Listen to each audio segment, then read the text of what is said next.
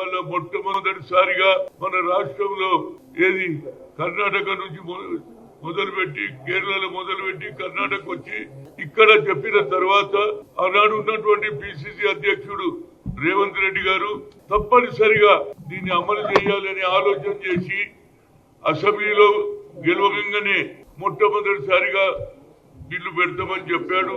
Cabinet లో నిర్ణయం తీసుకున్నాడు. యావత్ భారతదేశంలో ఇది ఒక దిక్సూచి. ఆయన ఆలోచనను మొట్టమొదటిసారిగా ఇంప్లిమెంట్ చేసిన ఏకైక నాయకుడు అంటే అది రేవంత్ రెడ్డి గారి. దానికి కారణం ఏంటంటే రాహుల్ గాంధీ ఆలోచన సరి అయిన ఆలోచన. పేదవారి గురించి ఇందిరాగాంధీ గరీబీ హఠావో అనే నినాదాన్ని మరొకసారి వన్మడుగా పూర్తి చేస్తున్నాడు. దాన్ని అమలు చేసిన రేవంత్ రెడ్డి గారికి ముఖ్యంగా కులగన జరిగిన తర్వాత దానికంటే ముందు కామారెడ్డిలో సిద్ధరామయ్య కర్ణాటక ముఖ్యమంత్రి రేవంత్ రెడ్డి గారు ఏది బీసీలకు సరి అయిన న్యాయం చేయాలని బీసీ డిక్లరేషన్ చేశారు. అక్కడ 42% ఇస్తానని హామీ ఇచ్చాడు. దాన్ని నెరవేరుస్తామని చెప్పడం కూడా అసెంబ్లీలో కూడా చెప్పడం జరిగింది. నా ఉద్దేశంలో యావత్ భారతదేశంలో కులగన జరుగుతూనే మెజార్టీ మోర్ దాన్ 50% పైన ఉన్నాం. 54 నుంచి 56 వరకు ఉన్నాం. దానికి కారణం ఏంటంటే అట్టడుగున్న ప్రజలకు ఇప్పటి వరకు న్యాయం జరుగుతలేదు. అందుకుంటే రాహుల్ గాంధీ గారు ఏమన్నారు, 90% ఉన్న జనానికి అన్యాయం జరుగుతుంది, 10% ఉన్న వాళ్ళు అగ్రకులాలు లాభపడుతున్నారని చెప్పడం దానికి నిదర్శనమే. ఇవాళ రాహుల్ గాంధీ గారు ఆలోచన చేసి నిర్ణయాన్ని అన్ని రాష్ట్రాలలో ఇంప్లిమెంట్ చేయాలని ఆలోచన. కానీ మొట్టమొదలు తెలంగాణలోనే ఈ ఉద్యమం జరిగింది. దానికి పరిణామాలు కూడా వచ్చినాయి. ఈ పరిణామం ద్వారా 42% ఇచ్చి తీరుతా అన్నాడు. దానికి నేను యాజ్ ఓబీసీ ఎంపీస్ కన్వీనర్ గా గతంలో IIT IIM all India institute of medical sciences లో రిజర్వేషన్ లేదని సుప్రీంకోర్టు కొట్టేసింది. అప్పుడు సోనియా గాంధీ గారు యూపీఏ చైర్పర్సన్ గా మన్మోహన్ సింగ్ గారు చెప్పి పార్లమెంట్ లో బిల్లు పెడితే అన్ని రాజకీయ పార్టీలు దానికి మద్దతు పలికింది. దానివల్ల ఎంతో మంది ఇంజనీర్లు అయినరు.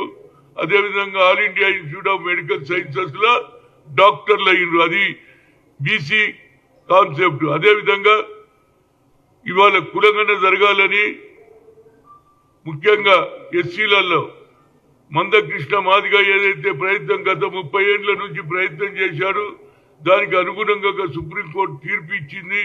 దాన్ని కూడా తెలంగాణ రాష్ట్ర ముఖ్యమంత్రి అమలు చేస్తా అని చెప్పడం, ఈ రెండుటి కూడా ఆయనకు నాకు హృదయపూర్వక ధన్యవాదాలు.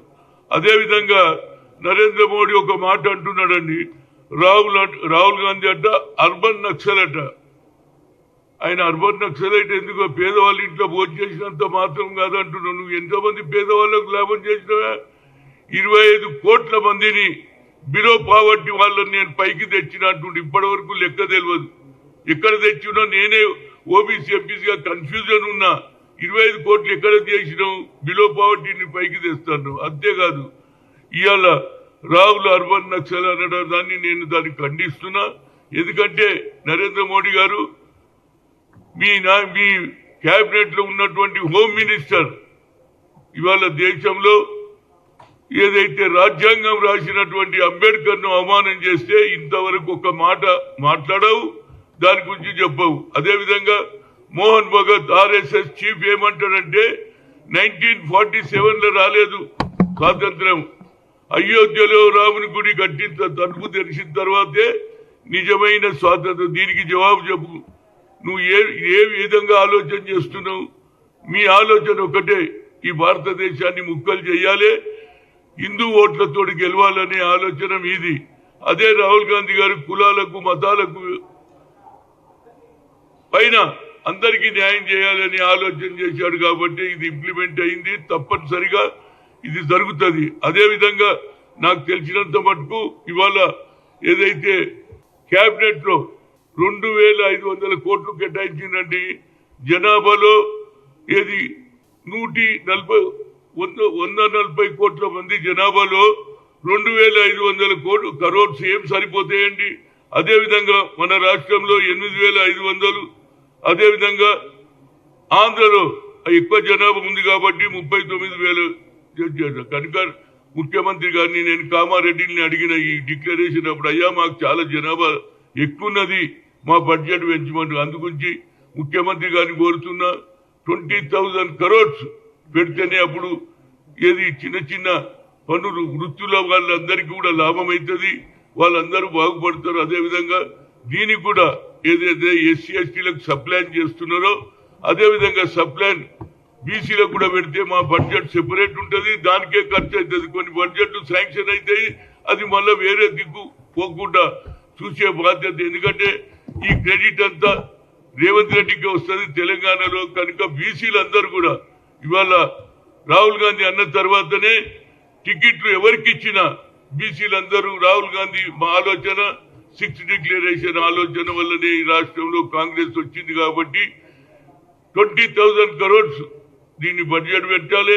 అదేవిధంగా బీసీ సప్లైన్ కూడా పెడితే తప్పనిసరిగా ప్రజలందరూ హర్షిస్తారు. ఇదే ఆలోచన అన్ని రాష్ట్రాలలో కలుగుతుంది. ఇవాళ నేను బీజేపీ నాయకులను అడుగుతున్నా, అయ్యా మీరు ఏం చేసిందని చెప్పండి. ఇవాళ మీ ప్రధానమంత్రి తెలంగాణకు ఇంత అన్యాయం చేసినా ఒక్కరు కూడా మాట్లాడరు.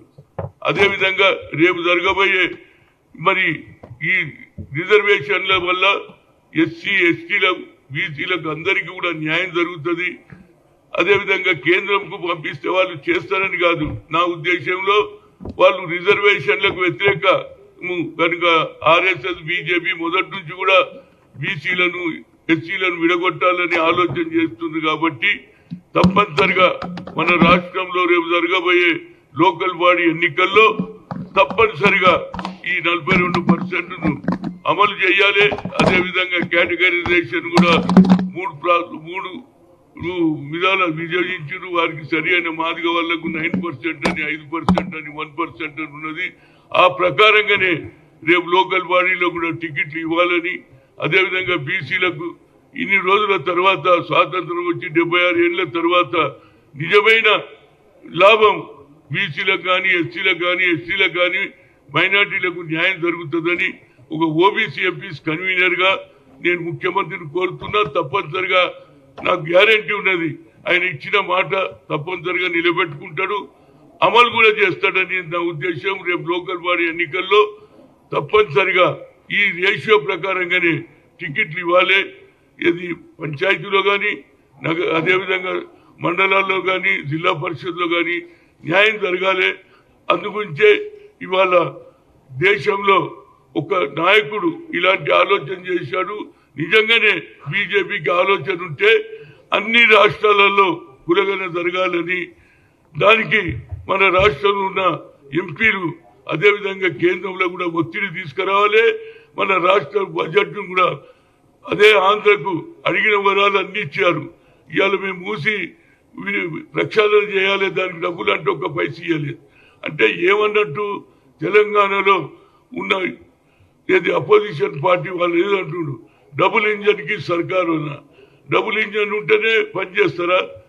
ప్రజలు ఎన్నుకోబడినటువంటి ఏదైతే పార్టీలు ఉన్నాయో వారికి అన్యాయం చేయాలనే ఆలోచన మంచిది కాదని ఇప్పటికన్నా రాహుల్ గాంధీకి ఏదైతే అర్బన్ నక్సల్ అనే దాన్ని ఖండిస్తున్నా. నిజంగా నీకు చిత్తశుద్ధి ఉన్నదా? నువ్వు ఈ 10 ఏళ్లలో ఒక్క పని కూడా చేయలేదు. మీదికెళ్ళి అబద్ధాలు చెప్పి 25 కోట్ల మంది కట బిలో పావర్టీ నుంచి పైకి తెస్తా అంటున్నావు. ఇప్పటి వరకు ఎక్కడ లెక్కలు చూపించలే, ఎక్కడ పేదవాడు పైకి వచ్చిండో నాకైతే తెలియదు. అయితే ఓబీసీ ఎంపీస్ గా కన్వీనర్ గా ఏ డిపార్ట్మెంట్ లో ఎవరికి లాభం చేసిందని ఒక ఎంపీ చెప్పాడు, ఒక మంత్రి చెప్పాడు. కానీ ప్రధానమంత్రి 25 కోట్లు లెక్క చెప్పి గరీబీ హఠావన్నారు జరగలేదంటున్నారు. ఇందిరాగాంధీ గరీబీ హఠావన్ చేసింది, భూ సంస్కరణ అమలు చేసింది, దున్నేవాడికే భూమి ఇచ్చింది.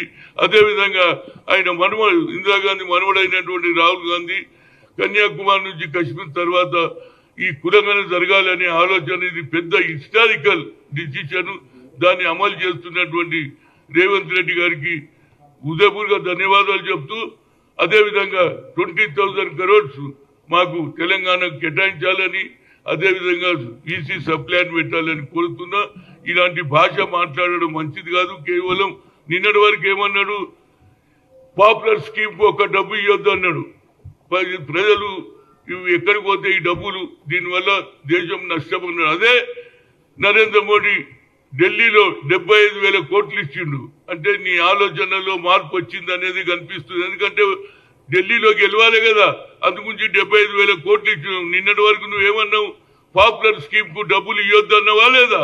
ఇవాళ నీలో మార్పు వచ్చింది. అదేవిధంగా ఈ మార్పు కూడా కురగన్నెల రావాలి దేశం మొత్తంలో. తప్పనిసరిగా ఆయన అపోజిషన్ లీడర్ గా పార్లమెంట్ ఉన్నాడు కాబట్టి యావత్ భారతదేశంలో ఓబీసీ ఎంపీసీగా నాకు గుర్తింపు ఉంది కనుక అక్కడ ఆయన పార్లమెంట్ లో ఈ నిర్ణయం తీసుకుంటే దేశమంతా తిరిగి అన్ని రాష్ట్రాలు తిరిగి ఆయన తీసుకునే నిర్ణయానికి మద్దతు పలకడానికి ఒక ఓబీసీ ఎంపీసీగా లాయలిస్ట్ గా తప్పనిసరిగా నేను పనిచేస్తా అని మీ ద్వారా చెప్తున్నా. ఏదైనా అడిగేది ఉంటే అడగండి. చూడండి, దానికి సరి అయిన మనిషిని కాదు నేను. క్వశ్చన్ బాగానే ఉంది, ఆన్సర్ ఎవరు ఇవ్వాలి? మహేశ్వర్ రెడ్డి ఇవ్వాలి, ఆయన పార్టీ అధ్యక్షుడు. నేను ఆయన ఎమ్మెల్సీ ఉన్నాడు, ఆయన ఎందుకు అన్నాడు అనేది వివరణ అడిగేది ఒక మా దగ్గర ఏది డిసిప్లినరీ కమిటీ ఉంది, వాళ్ళు జవాబు చెప్తారు. దాని గురించి నేను ఎందుకు మాట్లాడంటే, నేను ఒక బీసీ ఉండి హనుమంతరావు చూసిన ఇంకో బీసీని పెరగనిస్తలేడని మళ్ళీ మీరు రాస్తారు కాబట్టి నేను మాట్లాడా. తప్పనిసరిగా ఇది వాళ్ళ చేతిలో ఉంది, వాళ్ళు ఏ నిర్ణయం తీసుకున్నా. అయినా ఒక్కటి మాత్రం చెప్తున్నా, ఇవాళ మళ్ళీ చెన్నారెడ్డి గారు ఉండేది ముఖ్యమంత్రిగా, అగ్రకులాల్లో ఉన్న బీసీల గురించి అన్నాడు. రామ్దేవ్ గారిని మంత్రి చేశాడు, బీసీలకు ఎక్కువ సీట్లు ఇచ్చాడు. రెడ్డి హాస్టల్ వాళ్ళు అందరు పోయిండ్రు ఎవరి దగ్గరికి?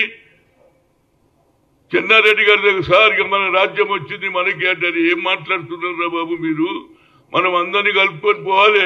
మన జనాభా ఎంత ఉన్నది, మనం జనాభా ప్రకారం వాళ్ళని కూడా దగ్గర తీసుకోవాలన్నా అంటే అగ్రకులాలలో కూడా మంచి వాళ్ళు ఉన్నారు అనేది నా ఉద్దేశం.